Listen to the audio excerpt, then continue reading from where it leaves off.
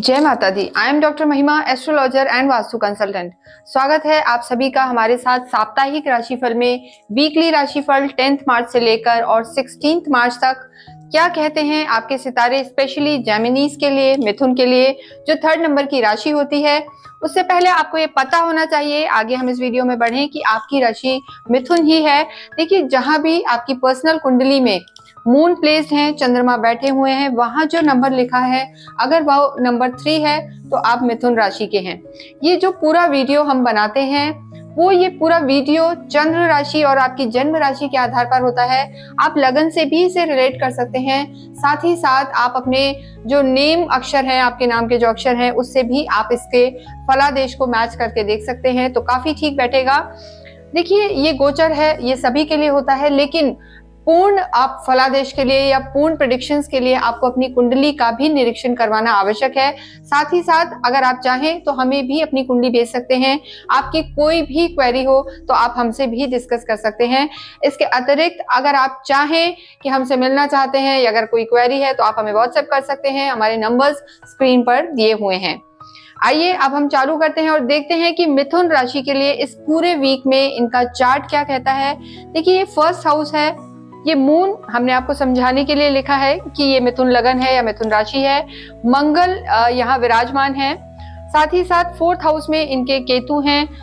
जो 10th house है, राहु, शुक्र और सूर्य, बुध यहाँ पर है। देखिए, सूर्य 14 मार्च की शाम तक इनके जो हम स्थिति कहेंगे यहाँ पर है, भाग्य में है, उसके बाद केंद्र में आ जाएंगे। तो सूर्य पहले भी ठीक ही स्थिति में है और बाद में केंद्र में आ जाएंगे, तो चीजें इनकी ओवरऑल अगर मैं देखूं तो ठीक रहने वाली हैं।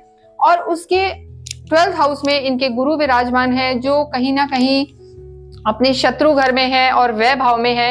तो ओवरऑल अगर हम मिथुन राशि वालों का इस पूरे ही हफ्ते का प्रेडिक्शन देखते हैं तो सबसे पहले हम बात करेंगे इनकी स्वास्थ्य की, कि स्वास्थ्य इनका कैसा रहेगा। देखिए, स्वास्थ्य के लिए, आपकी डे टू डे की लाइफ के लिए हम इम्यूनिटी जो देखते हैं, यानी आपकी ओवरऑल लाइफ कैसी रहेगी, हेल्थ कैसी रहेगी इन जनरल। लेकिन किसी को कोई मेजर इश्यूज हैं तो 3rd हाउस भी देखा जाता है, 2nd हाउस भी, 7th और आयु भाव को भी देखते हैं। लेकिन यहाँ हम एक जनरल आपकी हेल्थ देख रहे हैं। तो 1st हाउस से देखते हैं, यहाँ पर आपके मंगल हैं और देखिए 12th हाउस में आपके गुरु हैं और आपके जो खुद के लॉर्ड हैं वो इस समय आपके 10th हाउस में है। तो ओवरऑल बहुत कोई मेजर इशू नहीं है, लेकिन जितने भी मिथुन राशि वाले हैं, स्टमक की इनको प्रॉब्लम आ सकती है। स्टमक या उससे निचला हिस्सा यानी बॉडी का लोअर पार्ट जो है, वहां आप थोड़ा सा ध्यान रखें। खान पीन का भी ध्यान रखें, क्योंकि गुरु जो है आपके 12th हाउस में है, फैट दे सकते हैं, लिवर से रिलेटेड कोई इशू दे सकते हैं, कोलेस्ट्रॉल वगैरह भी बढ़ा सकते हैं। तो खान पीन का ध्यान रखें। कोई क्रॉनिक डिजीज भी इस समय, इस वीक में उखड़ कर बाहर आ सकती है, तो बिल्कुल भी नजरअंदाज ना करें और थोड़ा सा हेल्थ का आप ध्यान रखें। बाकी आपकी चीजें ठीक है, मन से आप स्ट्रांग रहेंगे, स्ट्रांग फील करेंगे। नेक्स्ट हम देखते हैं आपके लव एंड रिलेशनशिप को। देखिए, जो 5th हाउस होता है वहां से लव लाइफ को देखा जाता है। यहाँ के आपके स्वामी जो हैं शुक्र हैं, ये एग्जॉल्टेड होकर और आपके इस समय केंद्र में बैठे हुए हैं राहु के साथ और बुध के साथ। तो देखिए, शुक्र जो हैं यहाँ होना, इनकी लव लाइफ की अगर मैं बात करूं तो बहुत अच्छी रहने वाली है, कोई दिक्कत की बात नहीं है। अगर लव लाइफ नहीं भी है तो हो सकता है अब वो शुरू हो सकती है, क्योंकि आप स्वयं बुध हैं, मरकरी हैं और जो आपके पार्टनर होंगे वो शुक्र हैं। तो चीजें बहुत अंडरस्टैंडिंग वाली रहेंगी। शुक्र और बुध जब भी मिलते हैं इनकी युक्ति बहुत अच्छी होती है। लेकिन बुध यहाँ नीच के हैं, शुक्र उच्च के हैं, तो नीच भंग राजयोग बनाते हैं। तो ऐसी स्थिति में हो सकता है कोई आपका कलीग ही आपको पसंद हो, आपके कर्म क्षेत्र से कहीं ना कहीं किसी के लिए आपका अटैचमेंट बढ़ सकता है। तो मिथुन राशि वालों के लिए इस पूरे हफ्ते लव लाइफ इनकी बहुत बेटर रहने वाली है, तो आप निश्चिंत रहें। लेकिन एक चीज इनके लिए भी लागू होती है कि राहु भी यहाँ पर है, तो थोड़ा सा ट्रायंगल बन सकता है, या कोई आपको मिसगाइड कर सकता है, या कोई बीच में आके आपके रिश्ते को खराब कर सकता है। तो इन चीजों का आपको ध्यान रखना है, किसी के कहने में नहीं आना है। ये चीज आपके लिए बहुत इंपॉर्टेंट है इस पूरे ही हफ्ते। बाकी मिथुन राशि के लिए लव लाइफ अच्छी रहेगी, टाइम भी निकालेंगे और क्वालिटी टाइम स्पेंड करेंगे। मैरिज को देखते हैं, मैरिड लाइफ आपकी कैसी रहेगी। देखिए, आपके जो स्वामी हैं वो गुरु हैं 7th हाउस से, 7th हाउस से हम मैरिड लाइफ को देखते हैं। और यहाँ के जो आपके लॉर्ड हैं 12वें घर में चले गए हैं और यहाँ के जो लॉर्ड हैं बुध यानी आप खुद, वो यहाँ पर बुध वक्रीय हो जाएंगे 15 तारीख को। तो ओवरऑल अगर हम मैरिड लाइफ को देखें तो आपकी चीजें ठीक रहने वाली हैं, बहुत ज्यादा यहाँ पर कोई परेशानी नजर नहीं आ रही है, चीजें आपकी ठीक रहेंगी। बस आपको खुद अगर कोई गलती होती है, कोई त्रुटि होती है तो आपके खुद की वजह से हो सकती है। देखिए हम मंगल बैठे हैं और मंगल की दृष्टि यहाँ पर पड़ेगी, 7 दृष्टि, तो ये कहीं ना कहीं आपको एग्रेशन में ला सकती है, किसी चीज में आप डोमिनेटिंग हो सकते हैं, तो डोमिनेटिंग नहीं होना है। और जो आपके पार्टनर हैं उस चीज से थोड़े से नाराज भी हो सकते हैं, या ये भी हो सकता है कि जो आपके पार्टनर हैं वो कहीं ट्रैवल में बिजी हो सकते हैं, थोड़ा बिजी रह सकते हैं, तो उतना टाइम आपको ना दे पाए, तो ये चीज यहाँ पर मिथुन राशि वालों के लिए रह सकती है। तो समय थोड़ा सा कम रहेगा, जो हम कहते हैं टाइम नहीं मिलता, वो चीज हस्बैंड वाइफ के बीच में रह सकती है, स्पाउस के बीच में। साथ ही साथ आपको अपने पार्टनर की हेल्थ का भी ध्यान रखना है कि उनका स्वास्थ्य ठीक रहे। हालांकि बहुत ज्यादा कोई दिक्कत की बात नहीं है, लेकिन फिर भी आपको हेल्थ, छोटी मोटी चीजों को भी नजरअंदाज नहीं करना है। बाकी आप साथ में अच्छा टाइम स्पेंड करेंगे, घूमने फिरने जाएंगे, ट्रैवल के भी यहाँ पर बहुत योग है। और एक और चीज है कि फिजूल खर्ची भी आप लोग कर सकते हैं, तो उस चीज का आपको ध्यान रखना है, फिजूल खर्ची नहीं करनी है।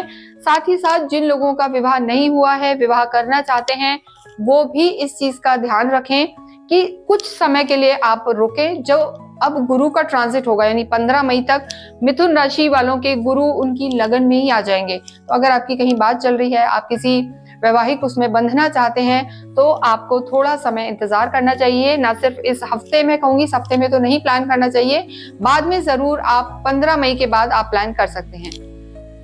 नेक्स्ट हम बात करते हैं आपके करियर की, आपके बिजनेस की और आपके धन की, फाइनेंस की। देखिए करियर के लिए शुक्र, सूर्य, राहु, बुध जहां बैठे हैं यानी 10th हाउस में, 10th हाउस से ही हम आपके कर्म को देखते हैं, किसी भी राशि का, चाहे कोई व्यक्ति हो, जातक हो, तो कर्म यहाँ पर आपका अच्छा रहेगा, कार्य यहाँ पर बढ़ता हुआ। जो लोग लाइजिंग के काम में है, गवर्नमेंट से एसोसिएशन है, तो 14 तारीख के बाद यानी एंड ऑफ द वीक इनकी चीजें ज्यादा स्ट्रांग रहेंगी। शुक्र, उच्च शुक्र की दृष्टि है सुख भाव पर, तो कहीं ना कहीं बहुत अच्छा योग है कर्म को लेकर। लेकिन जब राहु और सूर्य साथ होंगे तो ग्रहण योग भी बनता है। देखिए पैसा आएगा आपके पास, खर्चा भी होगा, लेकिन इस समय जो भी आप कमाएंगे और अगर आप उसे किसी भी इन्वेस्टमेंट में डालते हैं, कुछ चीजें अपने घर के लिए लेते हैं या प्रॉपर्टी वगैरह लेते हैं, तो वो समय यहाँ बहुत अच्छा है आपका इन्वेस्टमेंट के लिए। और अगर आप चाहते हैं कि सही इन्वेस्टमेंट हो तो किसी से गाइडेंस लेके करें, वो चीज आपको आगे बहुत ज्यादा फायदा देगी। यानी मनी यूटिलाइजेशन, अगर आप अपने कमाई हुए धन को जोड़ते हैं तो वो अच्छा है, फिजूल खर्ची आपको नहीं करनी। तो कर्म यहाँ पर बढ़ता हुआ, इंक्रीमेंट हो सकते हैं, प्रमोशंस हो सकते हैं, लेकिन राहु के वजह से कोई ना कोई हिडन शत्रु भी थोड़े आपके यहाँ रह सकते हैं, तो आपको चौकन्ना रहने की जरूरत है। दिमाग को तेज रखिए, चौकन्ना रखिए, बुध वाले होते भी हैं, लेकिन 15 के बाद थोड़ा सा आपके शत्रु बन सकते हैं, इस चीज को आपको ध्यान रखना है। लेकिन यहाँ आपका कर्म अच्छा रहेगा, फाइनेंस अच्छा रहेगा, पैसा अच्छा रहेगा और खर्चे भी होंगे और इन्वेस्टमेंट के भी योग हैं। साथ ही साथ अगर किसी आप ज्वाइंट बिजनेस में हैं तो वहां के लॉर्ड जरूर गुरु 12वें घर में चले गए हैं, तो मैं उस चीज के लिए आपको जरूर कहूंगी कि उस चीज को आप टालें। अगर आप किसी ज्वाइंट वेंचर में जाना चाहते हैं या किसी के साथ काम कर रहे हैं तो डॉक्यूमेंट्स वगैरह बहुत ही प्रॉपर देख के आप चीजों में आगे बढ़े। बाकी ओवरऑल मिथुन राशि के लिए ये पूरा वीक काम को लेके बहुत अच्छा रहने वाला है। नेक्स्ट हम बात करते हैं विद्यार्थियों की। देखिए विद्यार्थियों के लिए पंचम हाउस देखा जाता है, शुक्र इनके स्वामी हैं, और यहाँ से जब हम शुक्र की स्थिति देखते हैं तो देखिए शुक्र आपके उच्च के होके केंद्र में ही बैठे हैं, और उसके बाद यहाँ सूर्य भी आ जाएंगे, होली भी इस बीच में पड़ेगी, तो कहीं ना कहीं राहु के साथ है आपके जो विद्यार्थियों के जो हम कहेंगे स्वामी है, लॉर्ड है, तो भटकाव रह सकता है इस पूरे ही हफ्ते। बहुत ज्यादा पढ़ाई वाला ये वीक नहीं लग रहा है। अगर कोई एग्जाम इस बीच में पड़ता है तो आपको ज्यादा मेहनत करनी पड़ेगी, वरना रिजल्ट्स आपके थोड़े से खराब हो सकते हैं। तो स्टूडेंट्स के लिए मैं यही कहूंगी, ज्यादा फोकस करें, स्ट्रांग रहें और अपनी चीजों पर ध्यान रखें, ये आपके लिए बहुत ज्यादा इंपॉर्टेंट है। उसके बाद नेक्स्ट आगे आपका समय फिर भी ठीक होगा, लेकिन अभी विद्यार्थियों के लिए समय ओके है। कंसंट्रेशन की बहुत ज़्यादा आवश्यकता है। बाकी आप ज़्यादा इस समय भटकाव में हैं या पार्टी में या ट्रैवल घूमने फिरने में आपका ध्यान है, उसे आप थोड़ा सा संभालें। नेक्स्ट हम बात करते हैं स्पिरिचुअलिटी की और आपके लक फैक्टर की, यानी अध्यात्म और भाग्य की।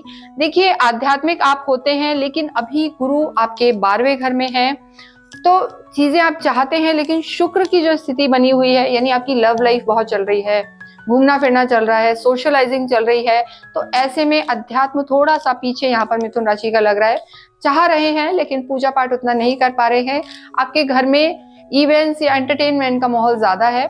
आध्यात्मिक रहें, लेकिन देखिए जो आपका भाग्य फैक्टर है, जो आपका भाग्य है, वहां पर शुरू में ही सूर्य शनि है, और जब सूर्य यहाँ से निकल जाएंगे तो भाग्य आपका ज्यादा साथ देगा, यानी भाग्य स्ट्रांग रहेगा। भाग्य के स्वामी आपके शनि हैं और बाद में भी वो केंद्र में ही रहेंगे। तो पीछे से अगर हम पिछले वीक से देखें, पिछले महीनों से देखें, तो मिथुन राशि की चीजें सुधर रही हैं।